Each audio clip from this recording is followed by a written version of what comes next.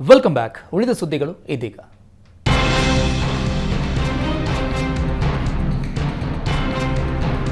ಅಕ್ರಮವಾಗಿ ಗೋವು ಕಳ್ಳ ಸಾಗಾಣಿಕೆ ಮಾಡ್ತಾ ಇದ್ದ ಲಾರಿಯನ್ನು ವಶಕ್ಕೆ ಪಡೆದ ಪೊಲೀಸರು ಗೋವುಗಳನ್ನು ರಕ್ಷಣೆ ಮಾಡಿದ್ದಾರೆ. ಬಳ್ಳಾರಿ ಜಿಲ್ಲೆಯ ಸಿರುಗುಪ್ಪ ಪಟ್ಟಣದಲ್ಲಿ ಈ ಘಟನೆ ನಡೆದಿದೆ.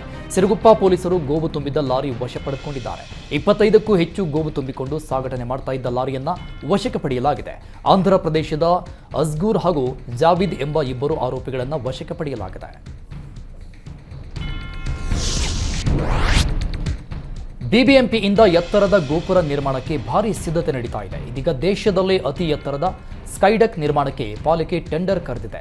ಯಶವಂತಪುರ ಅಥವಾ ಬೈಯಪ್ಪನಹಳ್ಳಿ ಬಳಿಯ ಎನ್ಜಿಇಎಫ್ ಜಾಗದಲ್ಲಿ ನಿರ್ಮಾಣ ಮಾಡಲು ಸಕಲ ಸಿದ್ಧತೆಯನ್ನ ಬಿಬಿಎಂಪಿ ಮಾಡಿಕೊಳ್ತಾ ಇದೆ. ಗಾರ್ಡನ್ ಸಿಟಿಯ ಸೌಂದರ್ಯವನ್ನ ಮತ್ತಷ್ಟು ಹೆಚ್ಚಿಸಲು ಗೋಪುರವನ್ನ ನಿರ್ಮಾಣ ಮಾಡ್ತಾ ಇದೆ. ಊರೊಳಗೆ ಬಂದ ಎಂದು ದಲಿತ ಯುವಕನ ಮೇಲೆ ಹಲ್ಲೆ ಮಾಡಿದ ಪ್ರಕರಣಕ್ಕೆ ಸಂಬಂಧಪಟ್ಟಂಗೆ 50ಕ್ಕೂ ಹೆಚ್ಚು ದಲಿತ ಸಂಘಟನೆ ಕಾರ್ಯಕರ್ತರು ಗೊಲ್ಲರಹಟ್ಟಿ ಮುಂದೆ ಧರಣಿ ನಡೆಸಿದರು. ತರೀಕೆರೆ ತಾಲೂಕಿನ ಗೇರಮರಡಿ ಗೊಲ್ಲರಹಟ್ಟಿಯಲ್ಲಿ ಈ ಘಟನೆ ನಡೆದಿತ್ತು. ಮೊನ್ನೆ ಕೆಲಸಕ್ಕೆ ಬಂದ ಎಂದು ದಲಿತ ಯುವಕ ಮಾರುತಿಗೆ ಗೊಲ್ಲರಹಟ್ಟಿ ಜನ ಹೊಡೆದಿದ್ರು. ಜೊತೆಗೆ 2,200 ರೂಪಾಯಿ ದಂಡ ಹಾಕಿ ಹಣ ವಸೂಲಿ ಕೂಡ ಮಾಡಿದ್ರು. ಇಂದು ಅದೇ ಜಾಗದಲ್ಲಿ ದಲಿತರು ಪ್ರತಿಭಟನೆ ನಡೆಸಿದ್ದಾರೆ.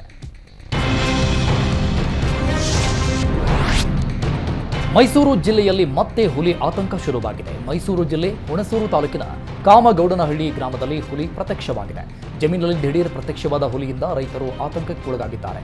ತಾಲೂಕಿನ ಹನಗೋಡು ಭಾಗದಲ್ಲಿ ಆಗಾಗ ಹುಲಿ ಬಂದು ಜಾನುವಾರುಗಳನ್ನು ಕೊಲ್ತಾ ಇದೆ. ಈಗಾಗಲೇ ಸಾಕಷ್ಟು ಬಾರಿ ಅರಣ್ಯ ಇಲಾಖೆಗೆ ರೈತರು ಮನವಿ ಮಾಡಿಕೊಂಡಿದ್ದಾರೆ.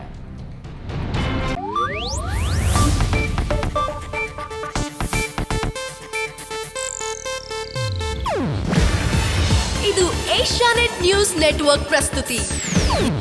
ನೀವು ನೋಡ್ತಿದ್ದೀರಾ ಏಷ್ಯಾನೆಟ್ ಸುವರ್ಣ ನ್ಯೂಸ್.